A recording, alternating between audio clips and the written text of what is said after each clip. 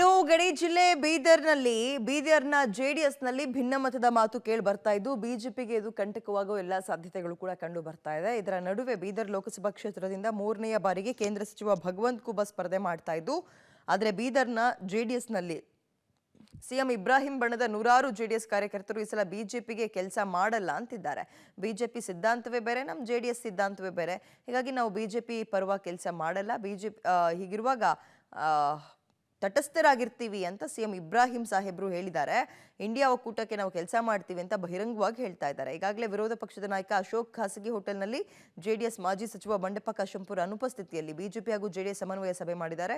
ಯಾರಿಗೂ ಅನುಮಾನ ಬೇಡ, 100ಕ್ಕೆ 100 ಬಿಜೆಪಿ ಪರ ಜೆಡಿಎಸ್ ಕಾರ್ಯಕರ್ತರು ಕೆಲಸ ಮಾಡ್ತಾರೆ ಅಂತ ವಿಶ್ವಾಸವನ್ನ ವ್ಯಕ್ತಪಡಿಸಿದ್ದಾರೆ. ಖೂಬಾ ದಾಖಲೆ ಮತಗಳಿಂದ ಗೆಲ್ತಾರೆ ಅಂತ ವಿಶ್ವಾಸ ವ್ಯಕ್ತಪಡಿಸಿದ್ದಾರೆ.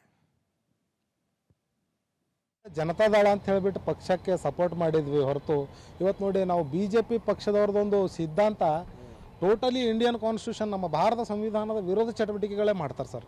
ಅದಕ್ಕೆ ಅದರಿಂದ ದೂರ ಇರಬೇಕಂತೇಳಿ ನಾನು ಫಸ್ಟ್ ಟೈಮ್ ಅವರು ಏನು ಮೈತ್ರಿ ಮಾಡ್ಕೊಂಡಿದ್ದೀವಿ ಅಂತೇಳಿ ಮಾತುಕತೆ ನಡೆಸಿದಾಗೆ ನಾವು ವಿರೋಧ ಮಾಡಿದ್ವಿ.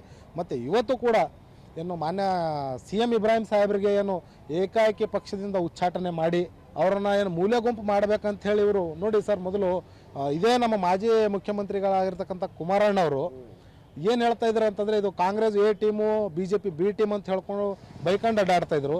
ಇವತ್ತು ಇವರೇ ಹೋಗಿ ಏನಪ್ಪ ಅಂದರೆ BJP ಜೊತೆ ಮೈತ್ರಿ ಮಾಡ್ಕೊಂಡಿರುವಾಗ ಈಗ ನಾವು ಕುಮಾರಣ್ಣವ್ರಿಗೆ ಏನು ಹೇಳಬೇಕು ಸರ್? ಇಲ್ಲಿನ ಸಂಸದರು ಎಲ್ಲ ಮಾತಾಡಿದ್ದಾರೆ, ಅವರಿಗೂ ಮಾತಾಡ್ತಾ ಇದ್ದಾರೆ ದಿನ.